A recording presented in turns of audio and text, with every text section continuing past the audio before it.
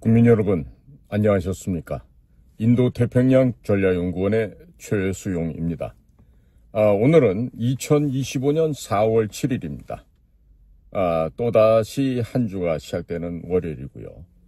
지금 촉박한 2달도 채 못 되는 시간 내에 지금 대한민국은 새로운 대통령을 선출해야 되는 그야말로 대단히 쉽지 않은 어려운 환경에 지금 놓이게 되었습니다. 그러나 현재 상황이 이렇다 하더라도 반드시 우리는 자유 대한민국 이 공화정 체제를 지켜내야만 하겠습니다.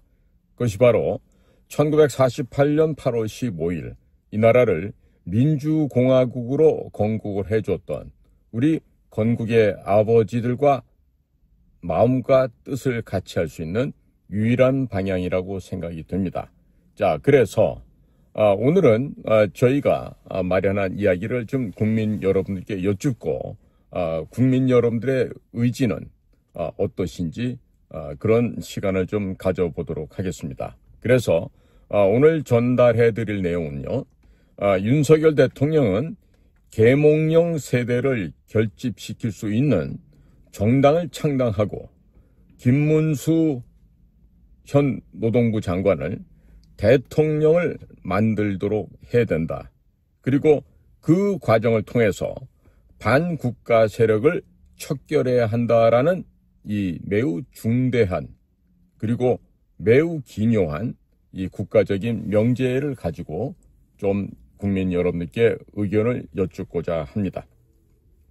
자, 최근 김문수 노동부 장관이 대선 출마를 선언하였습니다. 그리고 국민의힘에 복당 신청을 했다고 합니다.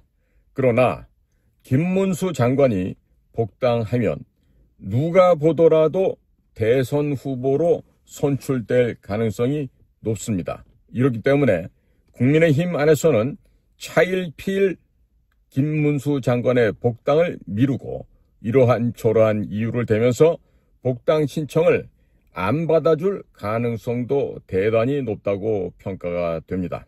이미 국힘은 2009년도에 중국 공산당과 업무 교류 협약을 맺었습니다. 그렇기 때문에 이미 국민의힘은 중국 공산당의 일중대로 혹은 이중대의 하부 조직으로 전락하고 말았습니다. 김문수 장관께서 대통령이 되면 강력한 한미 동맹을 바탕으로 하는 친미 반중 정권이 탄생하게 됩니다. 그리고 나서 문재인, 민노총, 민주당, 친중 세력을 모두 때려잡을 수 있을 것이기 때문에 중국 입장에서는 김문수 장관의 복당을 막으라고 국힘에게 명령하여 김문수 장관이 대선 후보로 나오지 못하게 막아야 된다는 이 절체절명의 당위성을 지령을 내리고 또 국민의힘이 그와 같은 중국 공산당의 지령을 따를 것은 불을 보듯이 뻔한 일이라 하겠습니다. 대단히 중국 공산당의 지령을 따를 가능성이 매우 농후하다라고 평가가 됩니다.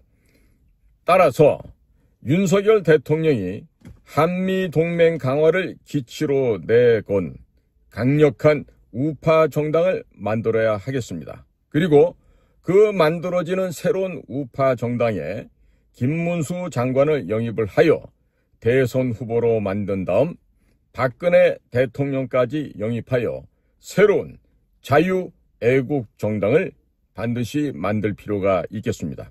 그렇게 되면 국민의힘 내부에서도 중국 공산당의 자금을 아직까지 받아먹지 않은 정상적이고 건전한 국회의원들이 남아 있습니다. 이와 같은 국회의원들이 윤석열 대통령의 뜻을 받들어서 친중, 친북 매국노들을 척결하기 위해서 국민의힘을 탈당하고 윤석열 대통령이 창당한 정당으로 대거 몰려들게 될 것으로 전망이 됩니다. 당의 이름, 즉 당명은 가칭 자유공화당이라든가 아니면 한미동맹당과 같이 부르기도 쉽고 이해하기 쉽고 기억하기 쉬운 당명을 선택하면 되겠습니다. 친중 세력을 척결하고자 하는 대한민국 수호 세력들이 총결집하게 될 것으로 예상됩니다. 중국 공산당 및 한국 내 친중 세력을 적으로 상정을 하고 싸우게 될 경우 전라도와 경상도로 나누어진 정치 공학 구도가 근본적으로 깨지게 될 것입니다.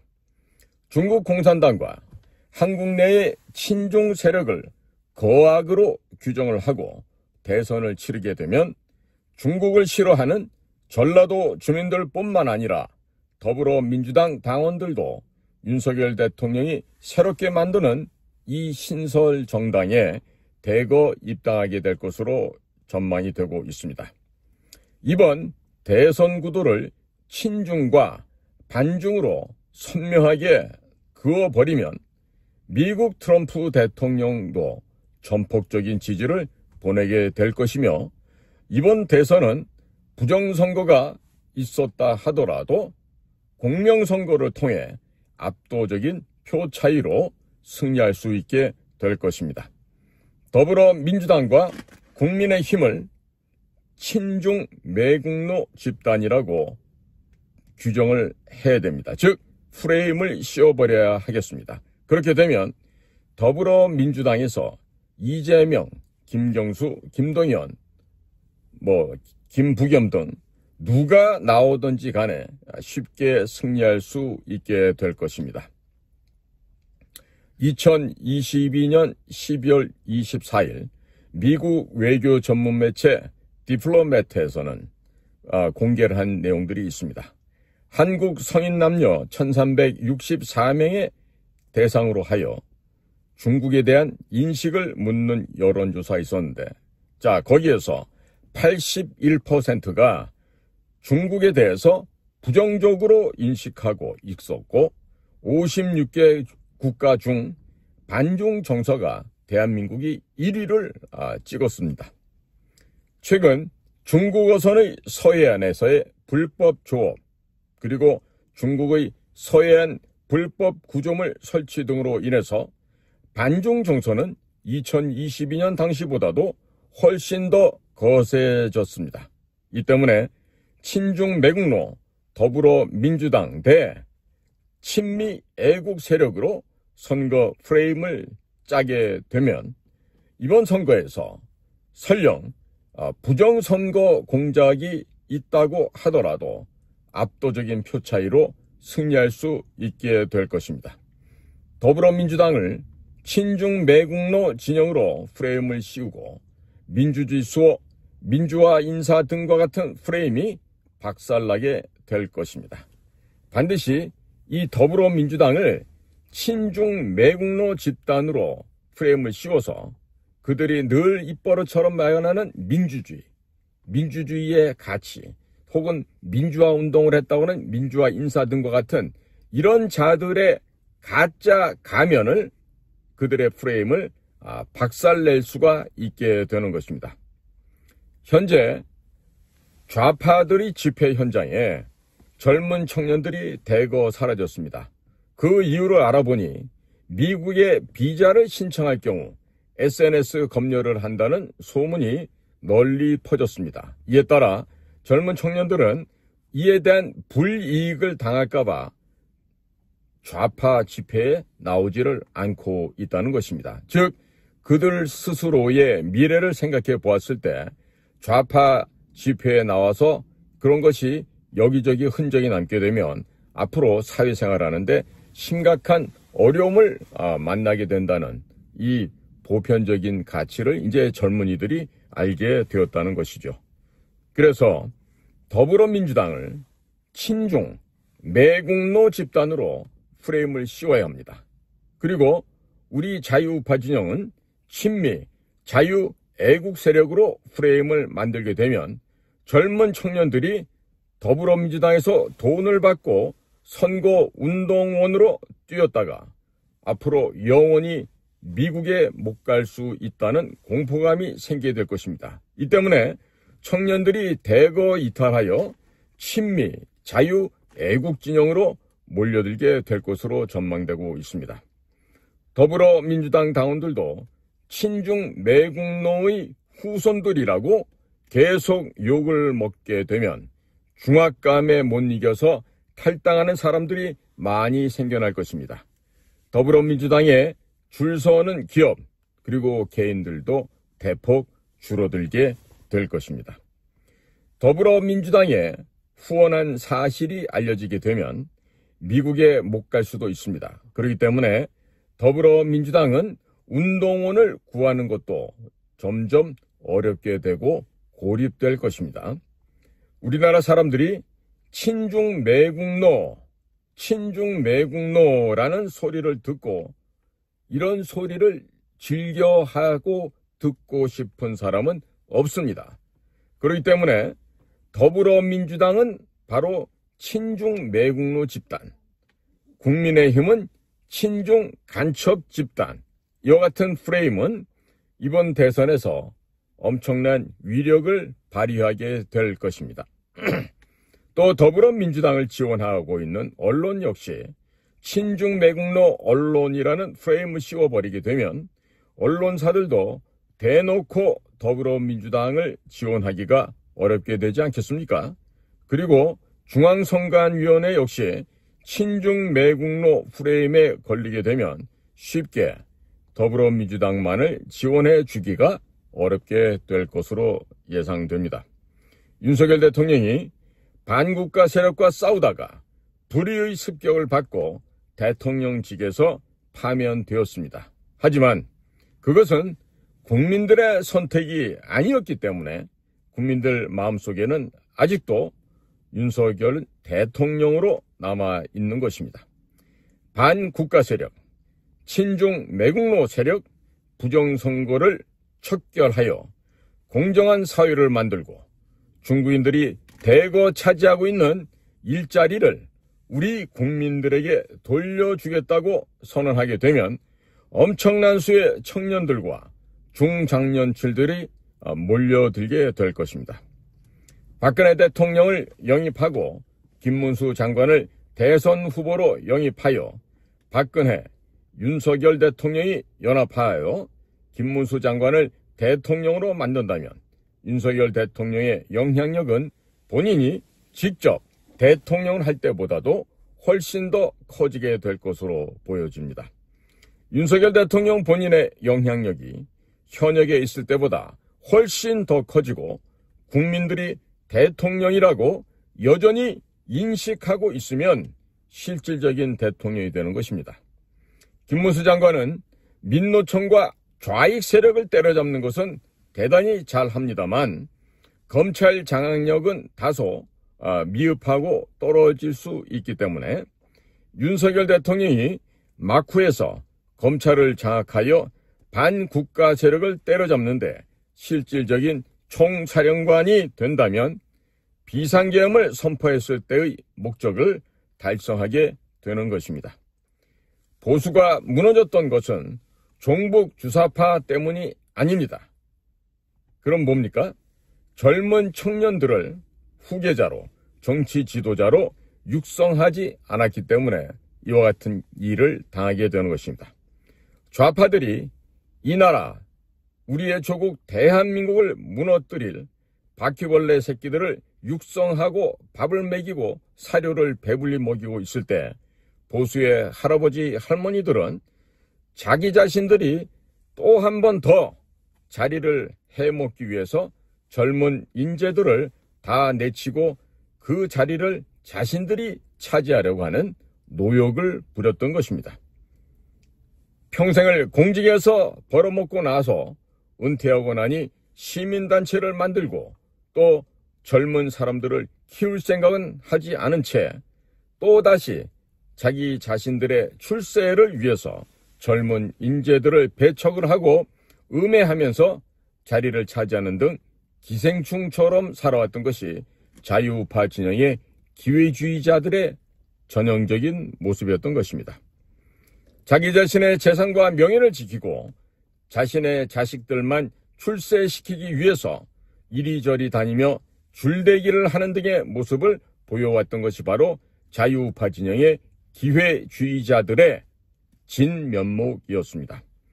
정영식이라고 하는 헌법재판관의 모습을 보시기 바랍니다. 헌법재판관으로 윤석열 대통령 탄핵 관련 재판을 하면서 지난 3월 8일 자신의 아들 변호사라는 하는데 무슨 아마 능력이 안 되는 그런 자 같아요. 그런 큰아들의 결혼식을 강남에 있는 모 초호화 5성급 호텔에서 개최를 하였습니다. 그리고 온갖 진영의 사람들을 다 불러 모아서 거액의 축의금도 챙겼습니다. 이것은 김영란법 위반이기도 하지만 헌법재판관까지 역임한 인물이 돈에 미쳐서 물질에 환장을 해서 이와 같은 추태를 보였던 것입니다. 또한 작은 아들에게는 돈을 주면서 증여세를 내지 않으려고 꼼수를 썼습니다.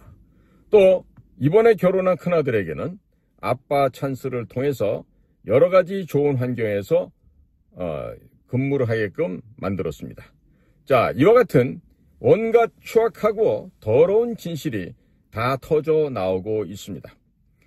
보수의 오피니언 리더들이 이런 식으로 평생을 살아오면서 돈을 챙기고 젊고 실력 있는 인재들은 절대로 육성하지 않았던 것입니다. 앞으로 살 날이 얼마 남지 않은 사람들이 무슨 물질에 대한 욕심, 돈 욕심이 그렇게도 많을 수가 있습니까? 정말 이와 같은 물질에 대해서 굴종하고 돈에 미쳐 날뛰는 이런 추태를 보이고 있는 현재의 기득권층에 대해서 정말로 참으로 창피함을 느끼지 않을 수가 없는 것입니다. 보수의 오피니언 리더들이 이와 같은 기생충보다 못한 삶을 살아오다 보니까 좌파들에게 약점이 잡히고 젊은 세대들에게는 존경도 받을 수 없는 처지가 되었습니다. 결국은 좌파들과 싸울 사람이 없어서 나라를 송두리째 빼앗기는 참사를 맞이하게 되었던 것입니다. 따라서 윤석열 대통령은 새로운 정당을 창당하시고 이번에 계몽령으로 깨어난 젊은 사람들을 규합하여 역사교육, 국제정세교육, 체제교육 등을 철저하게 교육시켜서 차기 정치 지도자로 육성해야 할 것입니다.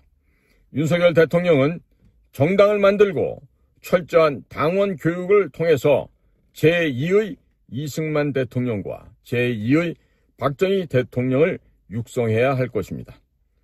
김문수 장관을 대통령으로 만든 다음에 이렇게 훈련된 젊은 청년들을 김문수 정권의 말단 공직에 투입을 하고 실전 경험을 쌓게 만들며 또 시의원, 구의원에 대거 공천하여 실전 경험을 쌓도록 배려해 줄 필요가 반드시 있는 것입니다. 20대, 30대 때 시군구 의원을 하면서 행정 경험을 쌓은 젊은 인재들이 40대부터 국회에 진출할 수 있도록 시스템을 정비하는 일을 윤석열 대통령이 진두지휘를 해야 할 것입니다. 요즘 유튜브에는 윤석열 대통령이 또 대선 출마를 할 것이라는 이야기가 돌고 있습니다. 하지만 지금은 윤석열 대통령이 직접 출마하는 것보다는 정당을 만드시고 앞으로 국가의 미래를 이끌고 갈 젊은 인재를 육성하는 것이 더 시급하고 중차대한 일이라 하겠습니다. 지금 윤석열 대통령 본인이 다시 또 출마를 한다고 하면 그것은 권력 욕심으로 비춰질 수 있습니다. 자, 그렇게 권력 욕심에 지나지 않기 때문에 국민들로부터 절대적인 호응을 얻지 못할 수도 있는 것입니다. 윤석열 대통령은 지나간 2년 동안 문재인의 반국가 여적 행위에 대해서 처단하지 않았습니다. 또 처단하지 못하였습니다. 20대 의사들과 의대 정원을 두고서 1년 내내 멱살 잡고 싸움을 하는 참 보기에도 민망한 상황이 계속 이어져 왔습니다. 그리고 국가 첨단 연구 예산을 30%나 삭감을 하면서 젊은 과학자들을 모두 등 돌리게 만들었던 것도 현실이었습니다. 또한 군인들의 장교들의 급여를 군인들 가운데 사병의 급여를 200만 원까지 올리면서 국방비를 대폭 인상하지 못한 채 국방비를 대폭 인상하지 않은 채 직업 군인들의 수당에서 예산을 잘라내어 병사들 급여를 인상해 주었습니다. 자, 이러다 보니 젊은 부사관들 또 위관장교들 이런 직업 군인들이 대거 군대를 떠나게 되었습니다. 자, 이런 여러 가지 정책적인 실패가 있었고 이로 인해서 이미 보수의 핵심 지지층인 군인, 의료계, 과학기술계 등이 윤석열 대통령에 대해서 상당수 등을 돌렸습니다. 이 때문에 이들의 가족까지 감안한다면 300만에서 400만 표는 이쪽으로, 즉 자유우파 진영으로 끌어들일 수가 없게 될 수도 있을 것입니다.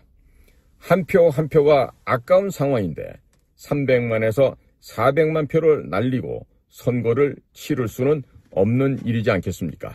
자, 이 때문에 윤석열 대통령은 다시 대선에 출마하는 것도 생각해 볼 수 있겠지만 그보다는 현실적으로 새로운 정당을 만들어서 우리 자유우파 진영을 견고하게 축성하는 것이 더 바람직한 일이 아닐까 이런 생각도 해보게 됩니다. 자, 역사를 보십시오. 이순신 장군께서 삼도수군 통제사에서 낙마하신 뒤에 옥에도 갇히고 고문도 받고 갖은 역경을 거쳤습니다.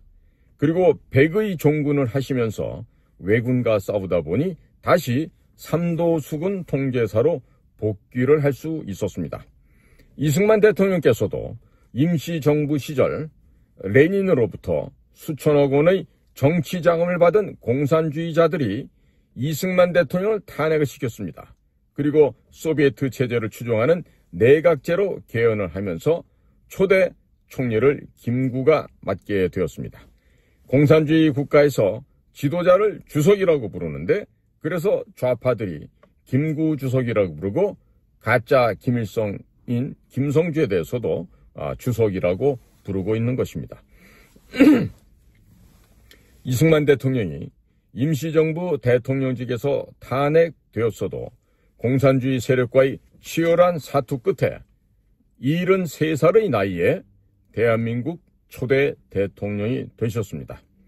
윤석열 대통령이 현재는 파면되었다 하더라도 반국가 세력들과 싸울 인재들을 육성하면서 박근혜 대통령과 손잡고 김문수 장관을 대통령으로 만든다면 그 다음에 다시 대통령직에 나갈 수 있는 길이 열리게도 될 것입니다.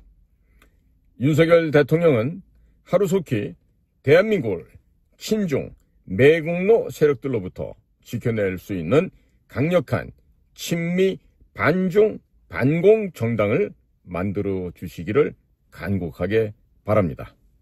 오늘도 저희 방송을 경청해 주셔서 감사를 드립니다. 저는 인도태평양 전략연구원 최승효였습니다. 고맙습니다.